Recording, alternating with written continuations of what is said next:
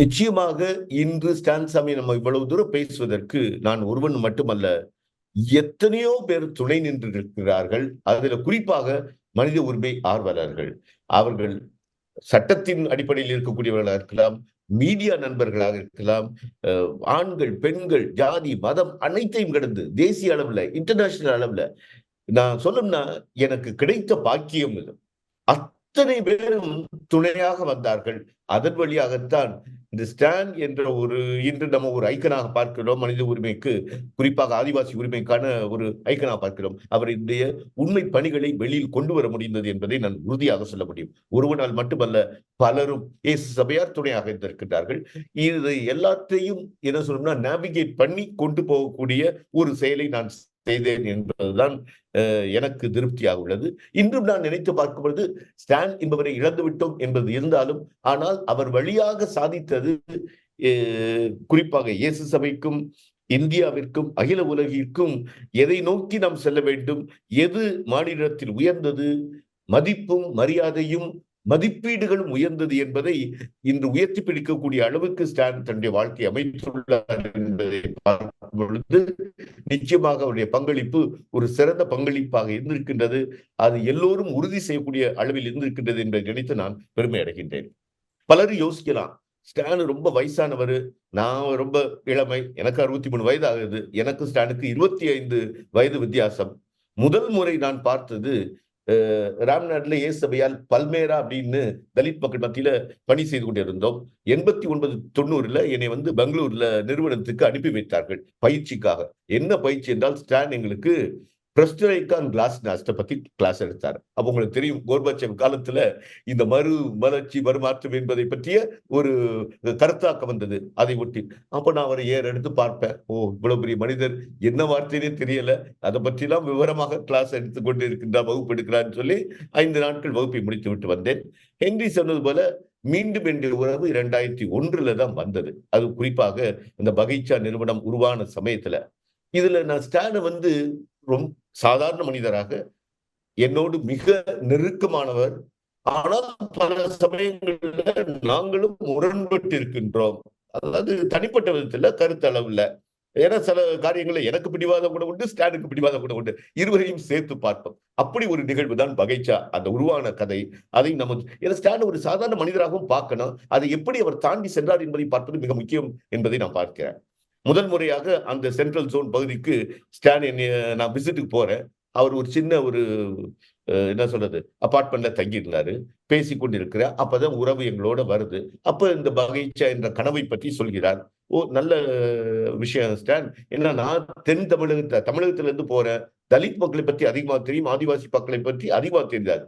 ஆனா விசிட் பண்ணப்ப என்னுடைய நண்பர்கள் ஆதிவாசி ஜெசுவித் இருக்கும் பொழுது அவங்க வீடுகளுக்கு தான் போனப்ப மிகவும் மோசமான நிலையில் இருப்பதை நான் உணர்ந்திருக்கின்றேன். அதனால அப்படிப்பட்ட மக்களுக்கு நாம் செய்ய வேண்டும் அப்படின்றதுல ஒரு கட்டாயமான அது ஒரு அழைப்பாக, அதுதான் சரியான போக்காக நான் பார்த்தேன். இருவரும் பேசினோம். ஆனா அது எப்படி உருவாக்கும் என்பதுல பல விஷயங்கள் நிச்சயமா உங்களுக்கு தெரியும். ஒரு சென்ற உருவாக்கம் தான் என்னென்ன நடக்கிறது, எப்படி எல்லாம் செய்யணும்னு சொல்லி. வழக்கமாக என்ன செய்வாங்கன்னா, எங்க இஎஸ்ஐ ஸ்ட்ரக்சர்ல ஐஎஸ்ஐ டெல்லி, ஐஎஸ்ஐ பெங்களூருக்கு இந்தியாவுல ஒரு 20 மாநிலங்கள்ல இஎஸ்ஐஆர் பிரிஞ்சிருக்கிறோம். யாரு வேணாலும் எடுத்து அங்க போய் பணி செய்ய சொல்லுவாங்க. அப்படித்தான் நான் டெல்லியிலே பணி செஞ்சேன், பெங்களூர்லயும்.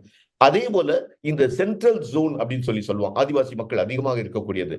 அந்த பகுதிக்கான ஒரு பொதுவான சென்டராக, பிராவின்ஸ் மட்டும் இல்லாம, லோயலா காலேஜ் சென்னை பிராவின்ஸ், அது சென்னைக்குள்ளதான் இருக்கும். ஆனா பொதுவானதுன்னு பார்த்தோம்னா அப்படி ஒரு சென்டர் தான் உருவாக்கணும்னு சொல்லி பகைச்சா நினைத்தோம். ரைட்டு. முதல் மீட்டிங் நான் போறேன். ரொம்ப பிராங்கா சொல்லணும்னா, அந்த மீட்டிங் ஸ்டானுக்கு ப்ரொவின்சியலுக்கு சண்டை. அதோட தான் முடிஞ்சது. தனிப்பட்ட அளவுல, கருத்து அளவுல இவர் சொல்லக்கூடியதை உள்வாங்கக்கூடிய அளவுக்கு எங்களுடைய தலைமைகளும் இல்லை. அதுதான் உண்மை. ஏன்னா இவர் பேசக்கூடிய மொழியும் சரி, கருத்தாக்கங்கள் சரி, அவர்கள் பிராக்டிக்கலாக எப்படி ஒரு நிறுவனத்தை நடத்த வேண்டும் அப்படின்றதே தவிர நிறைய. சரி, நான் ரொம்ப 25 வயசு இளமை. அடுத்த நாள் அவரை கூப்பிட்டு சொன்னேன், ஸ்டான், நான் ஒவ்வொரு மீட்டிங்கும் வரப்போறேன். ஆனா ஒரு கண்டிஷன், நான் அடுத்தடுத்து மீட்டிங் வரும்போது பொது மீட்டிங்ல நான் வேற மாதிரி ஸ்ட்ராட்டஜைஸ் பண்ணி கொண்டு போவேன். நீங்க மீட்டிங்ல எத்திக்கலா தப்பா போட மட்டும்தான் பேசணும். மத்ததெல்லாம் நீங்க கொஞ்சம் அமைதியா இருங்க. எனக்கு கொஞ்சம் வழி விடுங்க, நான் செஞ்சுட்டு போறேன்னு சொல்லி தான் ஆரம்பிச்சோம். அவர் என்னைய சேலஞ்ச் பண்ணாரு. நீ சின்ன பையன், உனக்கு ஒண்ணும் தெரியாது, நீ எல்லாம் மாத்திருவியா அப்படின்னு சொல்லி, give me a chance, we will do it அப்படின்னு இதுல உருவானதா. அடுத்த மீட்டிங் போட போகும்போது எல்லாருமே சரியாக வந்தது. நிலம் என்று கேட்டோம். ராஞ்சி ப்ராவின்ஸ் கொடுத்தது. 46 லட்சம் அந்த பில்டிங்க்கு சொன்னாரு. Don't worry. நோ எஃப்சி மணின்னு சொல்லிட்டாரு. ரைட். எல்லா ப்ரொவின்ஷியல்ட்ட பேசி ஒவ்வொருத்தரும் 10 லாக்ஸ் குடுப்போம். எங்களுடைய கான்ட்ரிபியூஷனா. அத வச்சு அப்படியே படிப்படியா பொழுது ஒரு 3, 4 ஆண்டுகள்ல இந்த பகீச்சா சென்டர் என்றது உருவானது. அதுல தான் நானும் ஸ்டானும் மிக நெருக்கமாக மாறிவிட்டோம். அதிலிருந்து எனக்கும் அவருக்கும் எனக்கு அவர் மேல் தனிப்பட்ட ஒரு மரியாதை, அவருக்கும் என் மேல் ஒரு தனிப்பட்ட பாசம். ஆக இணைந்து செல்வோம், இணைந்து செய்வோம் அப்படின்றதுல மிக சாமர்த்தியமாக 2 பேரும் அடிக்கடி தொடர்பு கொண்டு செய்து கொண்டே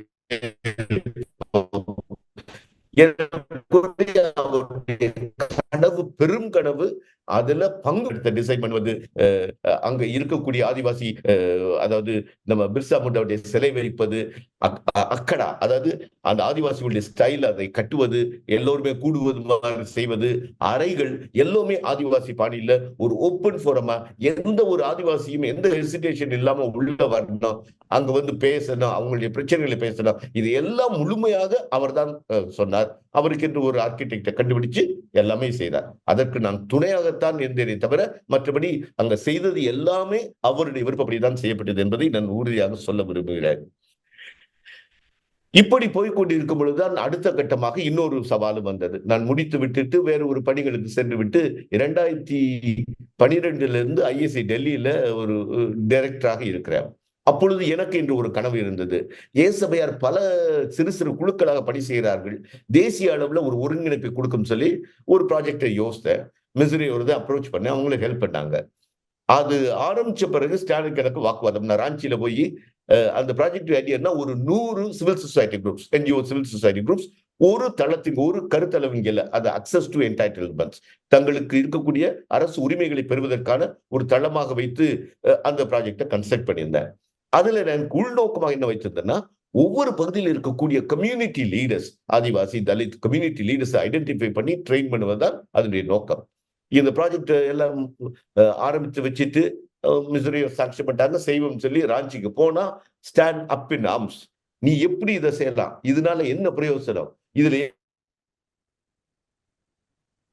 ஆதிவாசி மக்களுக்கு டிஸ்பிளேஸ் பண்றதுக்கு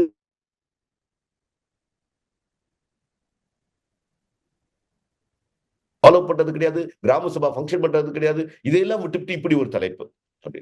அப்புறம் ஸ்டாண்டு, ஆனா ஒரு மரியாதை நிமித்தம் ஸ்டாண்ட் உட்கார்ந்து பேசுவோம் சொல்லி பேசுறான். இங்க பாருங்க, நான் பண்றது ஒரு தளம் உருவாக்குறேன். இதுல சென்ட்ரல் ஜோன்ல மட்டும் ஏறக்குறைய 1000 கம்யூனிட்டி லீடர்ஸ் வந்து உருவாக்குவதற்கான திட்டம் வச்சிருக்கிறோம். இந்த குழுவை நீங்கள் எப்படி பயன்படுத்தி மற்ற விஷயங்களுக்கு செய்ய போறீங்கிறது அது உங்களை சார்ந்தது. இதுதான் செய்யற. எல்லாருக்கும் ஒன்னா செய்ய தமிழகத்திலும் சரி, தென் மாநிலங்களும் சரி, மேற்கு மாநிலங்கள் இந்த குழுக்களை கம்யூனிட்டி லீடர்ஸை ட்ரெயின் பண்ணி உருவாக்குவதுதான் இந்த ப்ராஜெக்ட் திட்டம். ஆனால் அவர்களை பல்வேறு விதங்களில் நீங்க டிஸ்பிளேஸ்மென்ட் எதிராகவோ மற்ற ஹியூமன் ரைட்ஸ்க்கு எதிராகவோ நாம் பயன்படுத்திக் கொள்ளலாம். ஓ, அப்படி ஒண்ணு செய்யலாமோ, அப்ப நான் ஃபுல்லா சப்போர்ட் பண்றேன்னு ஃபுல்லா இறங்க ஆரம்பிச்சார். இப்படிதான் ஒவ்வொரு கட்டமாக. அப்புறம் நாங்க 2 பேருமே பல கட்டுரைகள் எழுதுவோம். மாறி மாறி கொடுத்து கொண்டே இருப்போம். 2 பேருமே செய்து கொண்டிருப்போம். அதனால 2 பேருக்கும் ஒரு தனிப்பட்ட விஷயங்கள்ல நாங்க ஒன்றாக சிந்திப்பது, விமர்சனம் பண்ணுவது, அவர் எழுதக்கூடியது எனக்கு அனுப்புவாரு, நான் எழுதக்கூடியது அவருக்கு அனுப்புவேன். சில தேசிய லெவல்ல கட்டுரை டேட்டாவோட குடுத்தேன்னா, அத அவர் டிரான்ஸ்லேட் பண்ணி ஹிந்தியில அங்க பப்ளிஷ் பண்ணுவாரு. இப்படிலாம் நிறைய விஷயங்கள் சேர்ந்து சேர்ந்து செய்து கொண்டே இருந்தோம். அதை விட்டு 2019ல சுருக்கமாக ஒரு சில லீட்ஸ மட்டும் தான் நான் பேசப் போறேன். முழுமையாக பேச முடியாது. ஸ்டான் எப்படிப்பட்டவர்? எதுல பிடிவாதமான தன்மையாக இருந்தார் அப்படின்றது ஹென்றி தோக்கரில் சொன்னார். 2019ல பெங்களூர்ல நான் இருந்தப்ப, நான் இருப்பதை கேட்டுவிட்டு 6 மாதங்கள். ஏன்னா, சொல்லணும்னா புரொவின்ஷியல்ஸ் சொல்றத விட நான் சொன்னா கேட்பாரு. அதனால புரொவின்ஷியல்ஸும் ஜோசேஃப்ட்ட போய் இருந்துக்கட்டும். ஈஸியா போயிரும், நமக்கு ஈஸியா போயிரும் அங்க அனுப்பிச்சு விட்டுருவாங்க. அங்க இருக்கும் பொழுதும் அவர் மனசு எல்லாம் எங்க இருக்கும்? பெங்களூர்ல இருந்தாலும் உடல், உள்ளம், ஆவி எல்லாமே ராஞ்சில தான் இருக்கும். நான் எங்கிட்டாவது டூர் வேற ஸ்டடீஸ்க்காக வெளிய போயிட்டேன்னா, கம்யூனிட்டில ஒரே இது ஸ்டான் ராஞ்சிக்கு போகன்னு இருக்காரு. எப்பா ஃபோன குடுங்க நான் பேசிக்கிறேன். பேசின உடனே சமாதானம் ஆயிருவார். ஓகே. அப்படிதான் ஒரு 6 மாத காலம். ஏன்னா, அங்க போனார் என்றால் பத்தல்காடி என்ற கேஸ் ஏற்கனவே இருந்தது. 2 கேஸ். ஒண்ணு பீமா குரேகா, இன்னொன்னு பத்தல்காடி. பத்தல்காடி கேஸ்ல வந்து பத்தல்காடின்னா உங்களுக்கு தெரியும். அ படத்துல பார்ப்பீங்க. இதுதான் அந்த பத்தல். இதுக்கு பேரு பத்தல். இந்த பத்தல்ல வந்து எல்லா ஆதிவாசி கிராமங்கள்லயும் அந்த பத்தல்ன்றது இருக்கும். இந்த இயக்கம் வந்து அரசியல் சாசன ஆதிவாசி உரிமைகளை எழுதி போட ஆரம்பிச்சது. இது ஒரு விழிப்புணர்வை கொடுத்து மக்கள் இயக்கம் உருவாக ஆரம்பிச்சது. அப்படி நடந்த ஒரு கலவரத்துல போலீசார் வந்து பலரை முதல்ல குற்றவாளி ஆக்கி, பிறகு 20 பேரா எஃப்ஐஆர்ல போட்டு, ஸ்டான் 17வது நபரா இருந்தவர திட்டமிட்டே முதலாவது நபரா கொண்டு வந்து, அவர் ரூம்ல போய் இருந்த ஜாமான் ஒண்ணும் கிடையாது. கட்லு, சேரு அதுகள மட்டும் தூக்கிட்டு போயிட்டு, இப்படி பல குளறுபடி. அந்த சூழ்நிலையில அவர் இருப்பது நல்லது இல்ல அப்படின்னு சொல்லி தான் பெங்களூருக்கு வந்தாரு. ஆனா நாங்க கோர்ட்லயே சொல்லிட்டோம். பெங்களூர்ல வந்து நண்பர்களை பார்க்கவும், ஆஸ்பத்திரி ட்ரீட்மென்ட்க்கு வந்திருக்கேன்னு சொல்லி அஃபிடவிட்ட நான் ஃபைல் பண்ணிட்டேன். இதுல மறைப்பதற்கு ஒன்றுமே இல்ல. என்னுடைய கேர்ல தான் இருக்கிறாரு அப்படின்றது வரைக்கும் சொல்லிட்டோம். அந்த சமயத்துல எழுதப்பட்டது தான் இந்த புத்தகம். அப்போ எழுத ஆரம்பிச்ச உடனே நண்பர்கள் எல்லாம் கேட்டதுனால என்ட்ட உத்தரவாதம் வாங்கிட்டார். நாங்க ஒரு நூல் கொண்டு வருவேன். நீ தான் இத பப்ளிஷ் பண்ணணும். எனக்கு 500 காப்பி குடுக்கணும். என்னுடைய நண்பர்களுக்கெல்லாம் தரணும். ரைட் சந்தோஷம் ஸ்டார். அந்த 19ல எழுத ஆரம்பிச்சவரு 20 ஜனவரில உங்களுக்கு மாற்றம், அரசியல் மாற்றம் ஹேமந்த் சோரன் பதவி எடுத்தோனே, ஸ்டான் இப்ப நீங்க போகலாம் அப்படின்னு சொல்லி அனுப்பிச்சு விட்ட பிறகு, அவர் மீண்டும் அங்க அமர்ந்து உட்கார்ந்து ஏறக்குறைய ஜூன் மாதம் 2020 ஜூன்ல இதை எழுதி எனக்கு அனுப்பிச்சு விட்டார். அப்ப நான் புத்தகத்த வாசிச்சுட்டு, இதுல நீங்க பார்த்தீங்கன்னா, நீங்க பார்த்தவங்களுக்கு தெரியும். இது டவுன்லோட் பண்ணிக்கலாம். Free download. 11 சாப்டர் தான் எழுதியிருந்தார் முதல்ல. 11 சாப்டர் பார்த்து நான் சொன்னேன், ஓகே நல்லது. இதுல கொஞ்சம் படங்களும் சேர்த்து விட்டால் நிச்சயமாக நல்லா இருக்கும். ஒரு புத்தகமா கொண்டு வருங்கன்னு சொல்லி பேசிக் கொண்டிருக்கும் பொழுதுதான், ஜூலைல என்ஐஏ உடைய அ அ ஆள் வந்து அவங்க இன்வெஸ்டிகேஷன் ஆரம்பிக்கிறாங்க. ஜூன்ல பேசுறோம், ஜூலைல என்ஐஏ இன்வெஸ்டிகேஷன். இத நான் குறிப்பிடுவதற்கு ஒரே காரணம். என்ஐஏ இன்வெஸ்டிகேஷன் போகுது. அப்ப நாங்க துணையாக நிற்கக்கூடியவர்கள் ஹென்றி திஃபான், நானு, அந்த சைடு ஸ்டானும், அவரோடு இருக்கக்கூடிய இன்னொரு ஏசவையார் சாலமன். பேசிக்கொண்டே இருக்கிறோம். ஸ்டான் ஒத்த கால்ல நிக்கிறார். இந்த என்ஐஏ இன்வெஸ்டிகேஷன்ல பப்ளிக்ல கொண்டு போகணும். பப்ளிக்ல அனௌன்ஸ் பண்ணணும். நான் சொல்லப் போறேன். அப்ப நாங்க வந்து இல்ல வேண்டாம். ஆரம்ப கால தெரியல. யாரு சொன்னது சரின்றதுல நான் வரல. ஆனால் ஹென்றி தான் யோசிச்சு இப்ப நம்ம போ வேணாம். அவர கொஞ்சம் சாந்தப்படுத்தி வைத்துக் கொள்ளும் சொல்லி அப்படி தள்ளி போட்டுக்கிட்டே வந்துட்டு இருந்தோம். ஓரளவு சக்சீட் பண்ணோம். முடிஞ்ச உடனே கேட்கிறாரு, எப்ப நீ இந்த புஸ்தகத்த கொண்டு வர போற? பொறுங்க ஸ்டார் நான் கொண்டு வந்துருவேன். இப்பதான் என்கொயரி போயிட்டு இருக்கு அப்படின்ட்டோம். சரி. அது முடிஞ்ச பிறகு செப்டம்பர் 30ஆம் தேதி எனக்கு நானு ஹென்றி எல்லாம் தான் உட்கார்ந்து பேசிட்டு இருக்கோம்.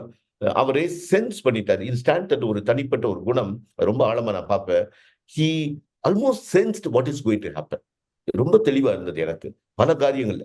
சென்ஸ் பண்ணவரு செப்டம்பர் 30 நாங்க நைட் 9, 9:30 மணி தான் பேசுவோம். "நீ நாளைக்கு கிளம்பி வா" அப்படின்றாரு. ஓகே ஸ்டார் நான் வந்துர்றேன்னு சொல்லி கொரோனா காலம் டிக்கெட்ட புக் பண்ணிட்டு நான் போய் 3 நாள் இருக்கிறேன். 3 நாள்ல இருக்கும் பொழுதே தெளிவா சொல்லிட்டாரு. "I am going to be arrested." இது எனக்கு தெளிவா இருக்கு. எப்பன்னு தெரியல. But I am going to be arrested. நீ பார்த்துக்க. அப்படின்றது தான் முடிஞ்சது. ஸ்டான் எது நடந்தாலும் நம்ம சந்திப்போம் அப்படின்னு சொல்லிட்டு வர்றோம். 3ஆம் தேதி வர்றேன். 8ஆம் தேதி உங்களுக்கு அரஸ்ட் நடந்ததுன்னு தெரியும். அது ஒரு பக்கம் இருக்கட்டும். போயிட்டு ஆஸ்பத்திரியில அவன் தலோஜா பிரிசன்ல இருந்து அடுத்த கட்டம். இத எப்ப கொண்டு வரப்போறோம்? இதுதான் எனக்கு கட்டளை. ஸ்டான் கொஞ்சம் பொறுங்க ஸ்டான். முதல்ல பெயில் ஆள கூட்டு வந்துரும். அப்புறம் இதெல்லாம் செய்வோம். ரைட்டு. அப்படியே தாஜாபட்டி நாட்கள் போகுது. கடைசி கட்டம் உங்களுக்கு தெரியும். ஆஸ்பத்திரியில இருக்காரு. ஆஸ்பத்திரியில படுத்துக்கிட்டே கேட்கிறார். எப்ப நீ இந்த புஸ்தகத்த கொண்டு வரப்போற? இதான் Stan. Okay. Stan you know I will bring it. Okay.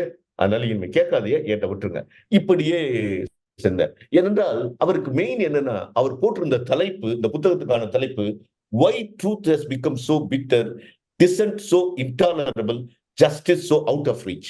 இதுதான் அவருடைய கருத்தாக்கம். இதத்தான் தலைப்பாவே கொடுத்திருந்தார் இந்த புத்தகத்துக்கு. 11 பக்கங்கள்.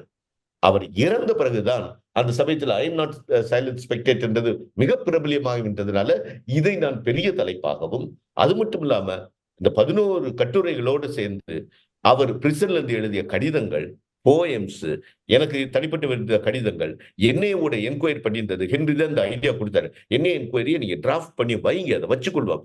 நமக்கு பிரயோசனம். அது எல்லாவற்றையுமே உள்ளடக்கி ஒரு நூலாக கொண்டு வந்து ஒரு காணிக்கையாக மாற்றினேன். அதனால உரித்தானவர் இதற்கு ஆசிரியர் அவர்தான். அதனுடைய பல்வேறு பிற்சேர்க்கைகளை சேர்த்து ஒரு வடிவம் கொடுத்து கொண்டு வந்தேன். ஏன்னா அவருக்கு வேண்டியது இந்த செய்தி போய் சேர வேண்டும். Truth has become so bitter in this world, dissent so intolerable, justice so out of reach. அதுதான் ஸ்டான் சாமி. அந்த அதை சப்திமா வைத்துக்கொண்டு இந்த நூலை கொண்டு வந்தேன் என்பதில் சொல்ல விரும்புகின்றேன். அ கடைசியாகன்னா இன்னும் ஒரு சில கதைகள் சொல்லணும்னா, அ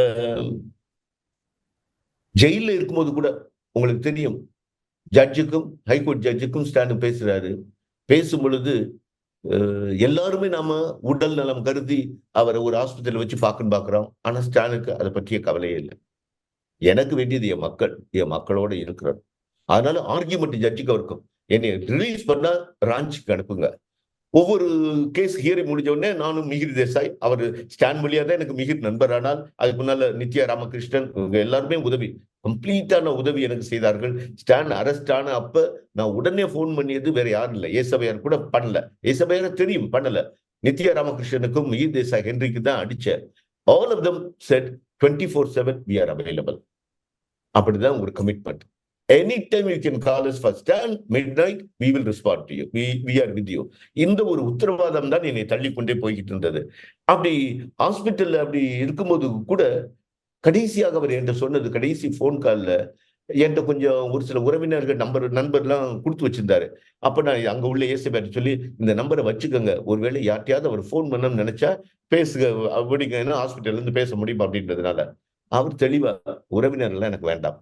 என்னுடைய நண்பர்கள், மக்கள், எனக்கு ரொம்ப நெருக்கமானவர்கள். அவர்களோட பேசினா போதும். கடைசியில அவர் சொன்ன மாரியே என்ட்ட கடைசியா பேசும்பொழுது, இன்னும் அது மனசுல ரொம்ப ஆழமா இருக்கக்கூடியது. இப்படிதான் பேசுவாரு. Joe, I want to tell you something" அப்படின்னு சொல்லிட்டாருன்னா தெரியும். நான் கொஞ்சம் அலர்ட் ஆயிக்கணும். ஏதோ உள்ளத்துல இருந்து பேச வர்றாரு. டீப் டவுன் அப்படின்றது. ஐ அம் லைக் எ சைல்டு நவ். சின்ன குழந்தை மாரி இருக்கேன். என்னால எதுவும் செய்ய முடியல. சாப்பிட முடியல, ட்ரெஸ் போட முடியல, டாய்லெட் போட முடியல. எல்லாருக்கும் உதவி செய்றாங்க. But you must take forward the struggles of the Adivasis for a dignified life. எங்க சாகும் தருவாயில் இருக்கக்கூடிய பெட்ல இருந்துகிட்டு சொல்லக்கூடிய வார்த்தை, யூ மஸ்ட், நான் மட்டும் இல்ல, நண்பர்கள் எல்லாருக்குமே, you must take forward the struggles of the Adivasis for a dignified life. அடுத்து சொல்றாரு, tell the provincials I belong to the universal society. ஏன்னா அவருக்கு தெரியும் சாக போறோம், என்ன செய்வாங்களோ, அடக்கமோ எரிப்போ தெரியல, எது வேணாலும் செய்யட்டும், அதெல்லாம் நீ பாத்துக்க. முழுமையாக கம்ப்ளீட்டா சரண்டர் ஆகி கடைசி வரைக்கும் இந்த கனவு, ஆதிவாசி மக்கள் அவர்கள் உரிமையோடு மாண்போடு வாழ வேண்டும், அது நடக்கும். தொடர்ந்து சொல்றாரு, நான் செஞ்சது கொஞ்சம் போலதான், இன்னும் நிறைய செய்யணும், தொடர்ந்து நீங்க செய்யுங்க. எங்க சாகக்கூடிய பெட்ல இருந்து. இதெல்லாம் என்னால மறக்க முடியாத நிகழ்வுகள். இத பல இடங்கள்ல பேசியிருக்க வச்சிருக்கிறேன். சோ இப்படிப்பட்ட காரியங்கள் கடைசியில கூட ஹென்றி சொன்ன மாரி, இது ரொம்ப சீக்ரெட்டாவே பண்ணோம். இப்ப எல்லாருக்கும் தெரிந்த விஷயம். ஏறக்குறைய நான் 5ஆம் தேதி பெங்களூர்ல இருந்து நான் அவரு ஜெயிலுக்கு போன பிறகு கொரோனானால போக முடியல. இடையில ஒரு 2 வாரம் தான் கேப் குடுத்து விசிட்டர்ஸ்க்கு அலோவ் பண்ணாங்க. ஹைகோர்ட்ல அப்ளிகேஷன் போட்டு திருப்பி செகண்ட் வேவ் வந்து நான் போ முடியல. கடைசியாக எல்லாரும் சொன்னபடி "நீ எப்படியாவது வந்துரு, பார்க்கணும்" அப்படின்னு சொல்லி எனக்கு ஆசை. டிக்கெட்ட புக் பண்ணிட்டு 5ஆம் தேதி போறேன். ஃப்ளைட்ல ஏறி உட்கார்ந்துட்டு பெங்களூர்ல இருந்து மும்பை போய் இறங்குறேன். எனக்கு உடனே கான்டாக்ட் ஃபாதர் ஃப்ரேசர், அவர் தான் ஹாஸ்பிட்டல் கான்டாக்ட். மிகிர் இவங்கள்ட்ட தான் பேசிட்டு இருக்கேன். அங்க இறங்கும்போதே சொல்றாரு, திருப்பி காலையில ஸ்ட்ரோக் வந்துச்சு. 11:50 மணி. அதனால டாக்டர்ஸ் வந்து 3, 4 ஹவர்ஸ் தான் குடுத்திருக்காங்கன்னு சொல்றாரு. Okay, we surrender. நம்ம கையில எதுவும் இல்ல. நம்ம போவோம் அப்படின்னு சொல்லி. கொஞ்ச நேரத்திலே 12:20க்கு மீண்டும் எனக்கு ஃபோன் அடிச்சு, "ஸ்டான் இஸ் நோ மோர்" சொல்லிட்டாரு. Okay. I I could accept it with pain. But what do I do? How do I really, அதாவது என்ன சொல்றது? இந்த ஒரு சாவு ஒரு சாதாரண சாவா போயிறக்கூடாது. இது மக்களுக்காக இந்த சாவு கொடூரமாக இழைக்கப்பட்ட ஒரு இன்ஸ்டிடியூஷனல் மர்டர். இதை எப்படி வெளியே கொண்டு வருவது என்பது அதுதான் என் மனசுல ஓடிக்கொண்டது. உடனே நான் அடிச்சது மிகிர் தேசாய். மிகிர், நடந்து விட்டது இப்படி, என்ன செய்யலாம்? மிகிரும், I am sorry Jo, give me 15 minutes. ஒரு 15 நிமிடம் கொடுங்க. நானே யோசிக்கணும். இப்படி ஒண்ணு நடக்கும்னு சொல்லி நான் எதிர்பார்க்கல. ஓகே. அப்படின்னு சொல்லி நான் டாக்ஸில போன பிறகு அவர் தான் சொன்னாரு, கேன் யூ இந்த ஒரு 2 மணி நேரத்துக்கு இந்த நியூஸ நீ அடக்கி வச்சிருக்க முடியுமா? வெளியில தெரியாம. அதுக்கு நான் ஃபுல் கேரண்டி தர்றேன். Everything is closed. Hospital everything is closed. We will see. ஏன்னா ஸ்டில் இந்த லாஸ்ட் ஸ்டேஜ். ஓகே, முடிஞ்சுது. அப்புறம் மிகிர் தான் சஜெஸ்ட் பண்ணாரு. Get the doctor for the hearing. Because அப்ப வந்து ஆன்லைன் ஹியரிங். அவரே வந்து ரிலீஸ் பண்ணட்டும்னு சொல்லி தான் கடைசியில 2:35க்கு டாக்டர் இவான் வழியாக இந்த நியூஸ வெளிய விட்டோம். உங்களுக்கு நடந்தது எல்லாம் கோர்ட்ல இது எல்லாமே ஏறக்குறைய இது நாம முன்னாக திட்டமிட்டதில்ல. யதார்த்தமாகவே அவருக்கு ஏற்படக்கூடிய ஒரு விஷயமாகவே, நல்ல ஒரு விஷயமாகவே வந்தது. இதுல 2 விஷயம். ஏன்னா உங்களுக்கு தெரியும் இந்த அவருடைய கேஸ பத்தி பார்த்தீங்கன்னா, 2018ல பூனே போலீஸ் ஃபர்ஸ்ட் டைம் போயி கம்ப்யூட்டர் எடுக்க போறாங்க. உங்களுக்கு தெரியும் எல்லா பிகே-16லயும் இந்த கம்ப்யூட்டருக்குள்ள டாக்குமெண்ட்ஸ போட்டு வெளிய கொண்டு வந்து தான் ஒரே ஸ்ட்ராட்டஜிய ஃபாலோ பண்ணியிருந்தான்றது தெரியும். 2018ல போய் எடுக்குறாரு. போலீஸ் போய் எடுக்கிறாங்க. அப்ப நான் கூட இங்க இல்ல. நான் ரோம்ல இருந்தேன். ஆனா பின்னாடி தெரிய வந்தது. போய் எடுக்கிறதுக்கு 1 வாரத்துக்கு முன்னாடி அவர் டெஸ்க்டாப் கம்ப்யூட்டர்ல தான் வேலை செய்வாரு. அது கொஞ்சம் ஸ்டக் ஆகி பிரச்சனை இருந்ததுனால, அங்க இந்த ஏசபையார் அந்த டெஸ்க்டாப் கம்ப்யூட்டர வெளிய வச்சுட்டு, புதுசா ஒரு லேப்டாப்ப குடுத்திருக்காங்க. இந்த பூனை போலீஸ் வந்தவங்க இந்த புது லேப்டாப்பையும், இளையராஜா சிடி, சம் புக்ஸ் இத மட்டும் தூக்கிட்டு போய், நமக்கு வேண்டியது கிடைச்சிருச்சுன்னு போயிட்டாங்க. அங்க போய் பார்த்திருக்காங்க. ஒண்ணும் தெரியல. இல்ல. இவங்க போட்டதெல்லாம் இல்ல. அப்ப யோசிச்சுக்கிட்டே இருந்து, மீண்டும் 2019ல அந்த சமயத்துல எங்களுக்கு நம்ம ஆளுகள் தெரியல. ஓகே வசதி இல்லாதனால பழைய கம்ப்யூட்டரையே, டெஸ்க்டாப்பையும் ரிப்பேர் பண்ணி வச்சாச்சு. கரெக்ட்டா மொத நாள் வரைக்கும் அதுல உள்ள விளையாண்டுட்டு, அடுத்த நாள் வந்து எடுத்துட்டு போனது தான் உண்மை. இதெல்லாம் யோசிச்சு பார்த்த பிறகுதான் ஸ்டான் என்ட்ட ஜெயில்ல இருக்கும்போது சொல்லிட்டாரு. "நீ எப்படியாவது குளோன்டு காப்பிய வாங்கி எப்போதும் ஃபாரன்சிக் அனாலிசிஸ்க்கு அனுப்பிச்சிடு. Stan I will do it. ஒண்ணும் பிரச்சனை இல்ல." எனக்கு நான் ரோம்ல இருந்தனால ஒரு சில கான்டாக்ட் இருந்தது. அப்படித்தான் கேட்டோம். ஆர்சனல்ல இருந்து அதாவது குளோன்டு காப்பி ஆஃப் ஹிஸ் கம்ப்யூட்டர் அவங்க எடுத்துட்டு போனத. ஆனால் அவருடைய சாவுக்கு பிறகு தான் கிடைத்தது.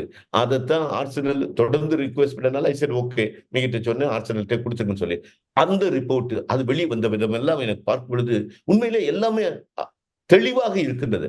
5 ஆண்டுகளாக அவருடைய கம்ப்யூட்டர்ல விளையாண்டு கொண்டு, அவர் எப்படி திட்டமிட்டு இப்படிப்பட்ட ஒரு இதுக்குள்ள இழுத்து விடலாம் என்பதுல ஸ்ட்ரெய்ட் தெளிவா இருக்கு. இந்த சமயத்துல ஸ்டான் இறந்த உடனே 3வது நாள் இந்த அல்பா ஷா என்ற பெண் என்னைய கான்டாக்ட் பண்ணாங்க. இதுதான் அந்த புக். நீங்க ஒருவேளை பார்க்கவில்லை என்றால். 3வது நாள் என்னைய கான்டாக்ட் பண்ணி, யார் எவர்ன்னு கேட்டுட்டு, இன்ட்ரோடியூஸ் பண்ணிட்டு, ஸ்டான பத்தி இந்த மாரி பிகே16 பத்தி நான் எழுதுவதாக இருக்கின்றேன். அதுல ஸ்டான் இப்ப இறந்து விட்டனால அது ஒரு பெரிய ஒரு செய்தியாக வந்து கொண்டிருக்கின்றது. அவருடைய வாழ்வை பற்றி நான் கேட்டிருக்கேன். ஏற்கனவே இவங்க முன்னாடி அ அதாவது ஜார்க்கண்ட், சத்தீஸ்கர்லேண்ட்ல மாவோயிஸ்ட் நைட் மார்ச்ன்னு ஒரு புக் எழுதியிருக்காங்க. அப்ப அவங்களுக்கு இந்த அனுபவங்கள்லாம் இருக்கின்றது. சொன்ன உடனே நாங்களும் யோசித்துக் கொண்டிருந்தோம். யாராவது ஒருவரை வைத்து ஸ்டான பற்றிய புக் வரணுமேன்னு சொல்லி.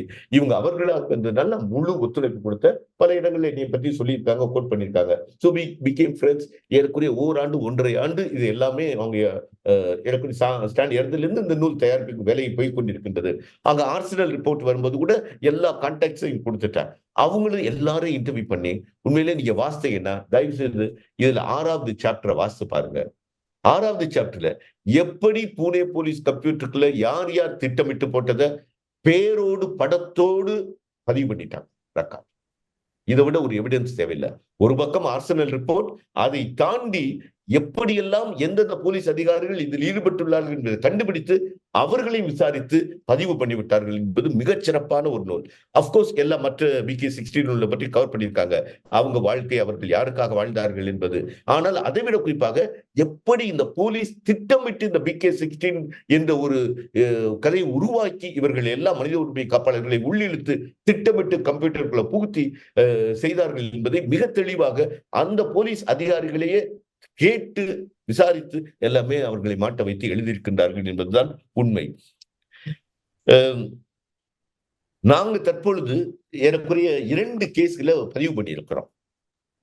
இன்னும் ஸ்டான் இறந்த உடனே மிகிர் கேட்டார் எங்கள்ட்ட, தொடர்ந்து நீங்கள் இதை எடுத்து செய்யணும். கட்டாயம் நாங்கள் பிகே16 தொடர்ந்து இருப்போம் என்று நான் மட்டுமல்ல எங்களுடைய ப்ரொவின்ஷியல்ஸ சொல்லிட்டாங்க. இது ஸ்டானோட போகக்கூடாது. இதன் வழியாக மனித உரிமைக்கும் குறிப்பாக இந்த பிகே16க்கும் எந்த விதத்திலேயாவது ஸ்டானுடைய சாவு உதவியாக இருக்க வேண்டும். அதற்கான எல்லா ஒத்துழைப்பும் தருகிறோம் என்று சொன்னதுனால ஃபர்ஸ்ட் கேஸே special investigation into his murder. அதுல என்ஐஏ, தலோஜா பிரிசன்ல இருக்கக்கூடிய அத்தாரிட்டிஸ் எல்லாரையும் இணைத்து ஒரு கேஸ் ஃபைல் பண்ணி அட்மிட் ஆகி கிடக்கு. அதுக்கு பிறகு ஆர்சனல் ரிப்போர்ட் வெளியே வந்த பிறகு அதையும் நம்ம விட்டு விடக்கூடாது என்று சொல்லி ஆர்சனல் ரிப்போர்ட் அடிப்படையிலே ஒரு கேஸ் ஃபைல் பண்ணியிருக்கோம். என்ன ஃபைல் பண்ணிருக்கோம்னா, ஆர்சனல் ரிப்போர்ட் இவ்வளவு தெளிவாக வந்துட்டதால ஸ்டான் இன்றைக்கு உயிரோடு இல்லாது அவர் நிரபராதி என்றை தன்னை டிஃபெண்ட் பண்ண முடியாத ஒரு சூழல்ல கோர்ட் வந்து அட்லீஸ்ட் அந்த ஒரு கருத்தடிப்படையில அவரை வந்து ஏறக்குறைய வந்து என்ன சொல்ல வந்தா what we say technically is not considered I mean is no more, I mean, accused விட they can say he cannot defend himself, so he can be relieved from the case அப்படின்றல. So he will not be no more implicated. Yes, in the case is a criminal அப்படின்றத கொண்டு வரலாம் என்று சொல்லியும், அதை விட முக்கியமாக என்ன யோசிச்சோம்னா, இவருடைய சாவுக்கு இழப்பு ஸ்டேட் கொடுக்கணும். அது ஒரு முக்கியமான கோரிக்கை வைத்திருக்கிறார். State must compensate. இந்த காம்பன்சேஷன் வந்து ஜெசுவிட்ஸுக்கு கொடுக்க தேவையில்லை, இது ஆதிவாசி மக்களுடைய வளர்ச்சிக்காகவே போகட்டும் சொல்லி அப்படின்ற ஒரு பெட்டிஷனை ஃபைல் பண்ணி நாங்க ஹைகோர்ட்ல ஃபைல் பண்ணியிருக்கோம். ஆனா உங்களுக்கு தெரியும், இந்த பிகே 16 எல்லா ஜட்ஜஸும் யோசிக்கக்கூடிய தருணம். பிகே 16 யாரும் லிஸ்ட் பண்றதுக்கு தயாராக இல்லை. இப்படிப்பட்ட சூழ்நிலையில் தான் இது சென்று கொண்டே இருக்கின்றது. இதுல நான் குறிப்பாக வலியுறுத்தி சொல்ல விரும்புவது, ஏன்னா நம்முடைய தலைப்பு அறத்தின் இயங்கியல் அப்படின்றதுல, ஸ்டான் யார் அப்படின்னு பார்த்தா 3 காரியங்களை தெளிவா சொல்றார். ஒரு புறம் நேரடியான ஆதிவாசி மக்களோடு அவர்கள் வாழ்ந்த கம்யூனிட்டியரின் லைஃப் வேல்யூஸ், ஒரு குழுமமாக வாழ்ந்த வாழ்வு மதிப்பீடுகளும் அவரை ஆழமாக பாதித்திருந்தது. அதிலும் குறிப்பாக தெற்கிலிருந்து சென்றவர் அங்கு இருந்த அந்த குழும வாழ்வு மதிப்பீடுகள் என்பது மிக ஆழமாக அவரை பாதித்திருந்தது. இரண்டாவது அரசியல் சாசனம், அதிலும் குறிப்பாக பேசா ஆக்ட், கிராம் சபா, ஆதிவாசி மக்களுடைய உரிமைகள் மிக ஆழமாக அவரை பாதித்திருந்தது. மூன்றாவது, இது பலருக்கும் தெரியாத ஒரு விஷயம், இதை நான் வலியுறுத்தி சொல்ல விரும்புகிறேன். வரலாற்று இயேசுவெல்லாம், அதாவது திருச்சபையை விமர்சிப்பார், சேசபை விமர்சிப்பார், ஆனால் வரலாற்று இயேசு அப்படின்றது அவருக்கு ஒரு ஆழமான ஒரு பதிவு. இது நான் ஏன் சொல்றேன்னா, இது பலருக்கு தெரியாமல் இருந்திருக்கலாம். நான் பெங்களூர்ல இருக்கும் பொழுது நான் உங்களுக்கு தெரியும், ஃபாதர்ஸ்னா பூசை வைப்போம் அப்படின்றது. கேட்பாரு, என்ன பூசை வைக்கிறீங்க? சாதாரண மக்களுடைய வாழ்வை உள்ள கொண்டு வராம வைக்கக்கூடியது பூசை கிடையாது, ரிச்சுவல். அதை செய்வதற்கு நம்ம இல்ல. ஓகே. இதுல ஜெயில்ல இருந்த பொழுது, தலோஜா ஜெயில இருந்தபோது என்கிட்ட சொல்றாரு, Joe, Jesus and historical approximation ஒரு பெரிய ஒரு புத்தகம். ஜீசஸ் அண்ட் ஹிஸ்டாரிக்கல் அப்ராக்சிமேஷன், இது ஒரு ஸ்பானிஷ்காரர் எழுதினது. ஒரு காலத்துல நாங்க இறையியல் படிக்கும் போது அந்த புத்தகங்களை படிப்போம். மிக ஒரு அருமையான புத்தகம். அதுல வந்து எவ்வாறு ஒரு வரலாற்று இயேசு சாதாரண மனிதர்கள் மத்தியில வேரூன்றி தன்னை நிலைப்படுத்திக் கொண்டார் அப்படின்றத அதுல அந்த புத்தகத்துல கொண்டு வர்றாரு. அந்த புத்தகத்தை நீ எனக்கு அனுப்பிச்சு விடணும் அப்படின்னாரு. நானும் பார்த்து அந்த புத்தகத்தை ஜெயிலுக்கு அனுப்பிச்சு விட்டா. அங்க யாரோட இருக்கிறாரு? நம்ம அருண் ஃபெரேரா, நண்பர் நம்ம ஆனந்த் தெல்தும்பே, எல்லாமே. இதுதான் ஆனந்த் தெல்தும்பே பெயில்ல வெளியே வந்த பிறகு நான் ஒரு வீட்டுல அம்பேத்கர் பவன்ல வீட்டுல போய் பார்த்தேன். நான் முன்னாடி பார்த்திருக்கேன், ஆனா அவருக்கு எனக்கு தெரியாது, அறிமுகப்படுத்த. நீங்க என்ன பண்ணீங்க ஸ்டானுக்கு? டெய்லி ஒரு 100 தடவை உங்க பேரை சொல்லிடுவாரு பேசும்போது அப்படின்னுவாரு. என்னது அப்படின்றது அப்ப நான் சொன்ன பிறகுதான் புரிஞ்சுக்கிட்டாரு. ஓகே. அப்ப இந்த 3 பேருக்கு மத்தியிலையும் இந்த நூலை விவாதத்துக்கு வைத்து வெறும் நிலக்கடலை வச்சு பேசியிருக்காங்க. அதுல அருண் ஃபெரேரா எல்லாம் கஷ்டப்பட்டு ஏதாவது கொஞ்சம் நட்ஸ் வாங்கி வைப்பாரா? அருண், நட்டு எல்லாம் வாங்க கூடாது, நம்ம சாதாரண மனிதர் மாதிரி இருக்கணும், நிலக்கடலை மட்டும் வேணா வாங்கி வை, நம்ம அதை குறிச்சுக்கிட்டே பேசிட்டு இருப்போம் இந்த நூலை பத்தி. இதை எதுக்கு சொல்ல வர்றேன்னா, இந்த அருண் ஃபெரேரா என்பவர் ஒரு கத்தோலிக்க குடும்பத்துல பிறந்தவர். அவருடைய அங்கிள் இன்னைக்கு ஒரு பிஷப், அவரை எனக்கு தெரியும். ஓகே. ஆனால் ஐகப் மாதிரியான இந்த சமூக பணியில இருந்து விட்டு ஒரு காலகட்டத்துல திருச்சபை மேல, கத்தோலிக்கத்து மேல எல்லா மதிப்பையும் இழந்து விட்டுட்டு வெளியே வந்து மனித உரிமைக்காக போராடி ஜெயில தான் போய் அவரை போய் பார்க்கிறார். பார்த்து ஸ்டான் அவரையே மனமாற்றி இருக்கிறார். நீ திருச்சபை விமர்சனம் செய்யலாம், மற்றதுல, ஆனா வரலாற்று இயேசுவை விட்டு போய்விடாதே அப்படின்னு சொல்லி இது சொல்லிட்டு சொல்றாரு. அவர் அருண் வந்து ஜெனிஃபர் அவருடைய ஒய்ஃபுக்கு போன் அடிச்சு, ஏன்னா எல்லாருமே நான் பழகிட்டப்ப ஜெனிஃபர், சூசான் எல்லாமே. ஜெனிஃபர் சொல்லி ஃபாதர்ட்ட இந்த புத்தகத்தை வாங்கி வாசின்னு சொல்லியிருக்காரு போன்ல. சூசான் ஜெனிஃபர் எனக்கு போன் அடிச்சு, ஃபாதர், என் ஹஸ்பண்டுக்கு என்ன நடந்துச்சு தெரியல, ஸ்டான் என்னமோ பண்ணியிருக்காரு, மாறிட்டார் ஃபாதர், திருச்சபை கடவுள் இப்படின்னாவே எதிர்த்து நின்னவர் இன்னைக்கு என்னைய வாங்கி வாசிக்க சொல்றாரு அப்படி சொல்லி நான் பெங்களூர்ல இருந்து போன்ல பேசிட்டு இருக்கேன். அப்பதான் என்னுடைய செக்யூரிட்டி வழக்கமா அந்த தலுஜா லெட்டர் எல்லாமே பிரவுன் கலர்ல வரும். அந்த லெட்டர் வச்சு உள்ள பார்த்தா எனக்கு அருண் எழுதியிருக்காப்ல, அருண் ஃபெரேராவே, இந்த நூலை தயவு செய்து இந்த ஒய்ஃபு கொடுங்க, அவங்க வாசிக்கட்டும், அவங்களும் நான் பாக்குற மாதிரி அவங்களும் இதெல்லாம் வாசித்து பலன் பெறணும்னு சொல்றாரு. ஜெனிஃபர், கவலைப்படாதீங்க, நீங்க சொல்லக்கூடாதுன்னு சொன்னீங்க அருண்கிட்ட, அவரே எனக்கு கடிதம் எழுதி உங்களுக்கு கொடுக்க சொல்லியிருக்காரு. சோ இதெல்லாம் பாத்தீங்கன்னா பல கோஇன்சிடென்ட்ஸ்ல he was deeply rooted in the historical person of Jesus. இது வந்து இயேசபையார் எல்லாருக்குமே தெரியும். ஒரு இயேசபையார் மீட்டிங் நடந்தா பல காரியங்களை துணிச்சலா பேசுவாரு. ஆனால் தனிப்பட்ட விரோதம் இருக்காது. மீட்டிங் முடிஞ்ச உடனே எல்லாருமே சகோதரமா தான் இருப்பான். எல்லாருக்கும் தெரியும் அவர் சொல்வதில் கருத்து இருக்கு, அதுதான் சரி. ஆனால் நம்ம காம்ப்ரமைஸ் பண்ணக்கூடிய வாழ்வு, ஏன்னா நிறுவனத்தை பாதுகாக்கணும் அப்படின்றதுல அவர் மாதிரி இருக்க முடியாது. இதுதான் ஒரு பிரிவாக இருந்தது.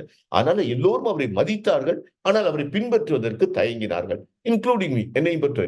இதுலதான் நம்ம வந்து பார்க்கணும், அவர் என்று தனக்கென்று ஒரு பாதையை வகுத்து கொண்டவர். இதை பல காரியங்கள்ல செய்யறத பார்த்திருக்க. ஜெயில இருந்துட்டு ஒரு கடிதம், எனக்கு 32 இன்ச்சு பேண்ட்டும் ஒரு 42 இன்ச்சு ஷர்ட் அனுப்பிச்சுட்டார் ஸ்டான். இது உங்களுக்கு இல்லைன்னு தெரியும். யாருக்கு? ஒரு பையனுக்கு எதுவுமே இல்லப்பா. அத நான் ஒரு கிஃப்ட்டா குடுக்கணும்னு நெனைக்கிறேன். சரி, எத கேட்டாலும் நான் அனுப்பிச்சுடுவேன். இப்படிதான். அங்க பெங்களூர்ல இருந்து சென்னைக்கு போகணும். வயசானவரு தனியா தான் 3 ஏசி கூட புக் பண்ண விட மாட்டாரு. ஸ்லீப்பர். இங்க பாருங்க, நான் புக் பண்றதா நீங்க போய் ஆகணும்னு கேட்டுக்குருவாரு. கையில ஒரு ரூ. 3000 கையில குடுப்பேன். "ஏப்பா நீ இறங்குறதுலருந்து யாருமே செலவு பண்ண விட மாட்றாங்க. அப்புறம் எதுக்கு எனக்கு காசு?" அப்படின்னு வாங்க கூட மாட்டாரு. இல்ல, கையில வச்சுக்கங்க. ஒரு எமர்ஜென்சி வந்தா இருக்கட்டும்னு சொல்லி கஷ்டப்பட்டு வந்த உடனே காச திருப்பி குடுத்துருவாரு. வர்ற போறவங்கலாம் ஷர்ட், பனியன் எப்பா அவங்களால நான் நோன்னு சொல்ல முடியல. நீ தானே யாருக்காவது குடுத்துரு. பெங்களூர்ல 6 மாசம் அந்த வயசுல 81 வயசுல அப்பதான் சிஏஏ போராட்டம், என்ஆர்சி போராட்டம் நடக்கும். என் ஸ்டாஃப்ட்ட சொல்லிருவாரு. ஃபாதர் இல்ல, நீ என்னைய ரோட்டுக்கு கூட்டு போயிரணும். உட்கார்ந்துருவாரு அங்க போய். இதுதான் ஸ்டாண்ட். என்ன ஸ்டாண்ட்? என்னுடைய சொலிடாரிட்டி சப்போர்ட். இந்த வயசுல எனக்கு அவங்க கன்னடால பேசுறாங்க, பெருசாலாம் தெரியாது. Solidarity support. சோ கடைசி வரைக்கும் தான் நம்பியதை முழுமையாக அப்படியே வாழ்ந்தவர் என்பதுதான் நம்ம பார்க்கிறோம். இதனால தான் உண்மையிலேயே கடவுளே அவரை மகிமைப்படுத்தி விட்டார். நான் இதான் சொல்றேன். God glorified him in his death at the end. இதான் என்னுடைய belief as a believer. God glorified him. ஏன்னா இத்தனை கான்டாக்ட்ல எனக்கு வரும்னு நான் நினைக்கவே இல்ல. அவர் சிறைப்பட்டதிலிருந்து கடைசி வரைக்கும் எத்தனையோ குழுக்கள் எல்லாரும் துணை நின்றார்கள். மீடியா எல்லாம் I tell you including New York times Arsenal report கொண்டு வந்தோம். Phone call father you have to say what it is. நாங்க ஆர்சனல்ல ரிலீஸ் பண்ணோம். ரிப்போர்ட் ரிலீஸ் பண்ணோம். அத்தனை சப்போர்ட். இன்னைக்கு நீங்க பார்க்க போறீங்க. யுஎஸ் காங்கிரஸ்ல ஒரு எக்ஸ் ஜெசுவிட் அவர் எழுப்பக்கூடியது. அல்பாஷா யூகேல பேசியிருக்காங்க. எங்களுடைய ஜெசுவிட் சென்டர்ல. அது நியூஸா வந்து கொண்டு இருக்கு. பல்வேறு நபர்கள் இன்னும் அதை விட்டு விடவில்லை. ஏன்னா ஸ்டான் என்பது தனிநபர் என்பதை விட நிச்சயமாக அவர் ஒரு ஏசபையார். அதில் குறிப்பாக தமிழகத்திலிருந்து சென்றவர், ஆதிவாசி மக்களுக்காக முழுமையாக சென்றவர். ஆனால் இன்று அவரை கடந்து பலரும் அவரிடமிருந்து ஒரு உத்வேகம் பெற்று இப்படிப்பட்ட ஒரு மனித உரிமை காப்பாளர் நமக்கு கிடைத்தது பெருமை. நிச்சயமாக இயேசுவைக்கு பெருமை, திருச்சபைக்கு பெருமை. எல்லாருமே. ஆனா ஒண்ணு மட்டும் சொல்லுவேன். எல்லோருமே பயத்தில் வாழ்ந்து கொண்டிருக்கிறார். இது மட்டும் தெளிவா இருக்கும். ஒவ்வொரு ஸ்டெப் எடுக்கும் பொழுதும் பல முறைகள் வாய்ப்பு. யாரும் கெட்ட எண்ணமோ அல்லது வேறு ஏதோ கிடையாது. பயம் என்பது உள்வாங்கப்பட்டிருக்கின்றது. இந்த பயத்திலிருந்து எப்படி தெளிவுபடுத்த போகின்றோம். அதுதான் ஒரு உண்மையான விடுதலை என்பதை நான் பார்க்கிறேன். என்கிட்டயே பல பேர் அட்வைஸ் பண்ணுவாங்க. நீங்க இவ்வளவு சரியில்லை, நீங்க மாட்டுவீங்களா? எப்பா ஒரு நிறுவனம் ஒரு ஆளாவது போகட்டும். அதனால ஐஎஸ்ஐ சாக்ரிஃபைஸ் பண்றாதான் பண்ணுவோம். ஒண்ணும் பிரச்சனை இல்ல. அதை விட்டுட்டு நம்ம செய்யாம இருக்க முடியாது. ஸ்டாண்டுக்காக நிக்கன்னு சொல்லி முழுமையா அதுக்கு நிச்சயமா நான் சொல்றேன். என்னுடைய ப்ரொவின்சியல்ஸ் எல்லாம் ரொம்ப சப்போர்ட்டிவா இருந்தாங்க. அவர்கள் கையெழுத்திட பிரஸ்ல தயாரித்தெல்லாம் நீ செஞ்சிருக்க. இதுதான் ஸ்ட்ரகிள் இன்னைக்கு. யார் செய்யக்கூடாது என்பதில்ல. ஆனா உள்ளார்ந்த பயம், இந்த நிறுவனங்கள் மற்ற தேவைகள் இருக்கு. எப்படி போகுமோ அது எல்லாரும் தெரிந்த விஷயம் தான். இதை எப்படி நம்ம நேவிகேட் பண்ணி இன்னைக்கு ஸ்டாண்ட கொண்டு வரணும் அப்படின்னு எனக்கு கடைசி வரை செஞ்சது இது முடிந்து விடவில்லை, தொடர்கின்றது. இப்பவும் நாங்க மெதுவாக போகக்கூடிய காரணம், நாங்க BK-16 ஒரு முடிவு எடுத்திருக்கோம்டா, முதல்ல எல்லாரையும் வெயில்ல கொண்டு வந்த பிறகுதான் இன்னும் தீவிரமாக இந்த கேஸஸ பார்க்கணும் அப்படின்றது. ஏன்னா எங்களுடைய பிரையாரிட்டி உங்களுக்கு தெரியும். இன்னைக்கு கூட மகேஷ் இவரு ரவுட் போயிட்டாரு திருப்பி இந்த 2 வீக்ஸ்க்கு பிறகு. இதெல்லாம் அப்படியே கிடக்கு. வெயில் கிடைச்சும் கிடைக்காத மாதிரி இருக்கு. இதையெல்லாம் நம்ம வெளியே கொண்டு வேண்டும். இந்த 16 பேரையாவது நம்ம இந்த மற்றமுள்ள 8 பேரையும் வெளியே கொண்டு வர வேண்டும்.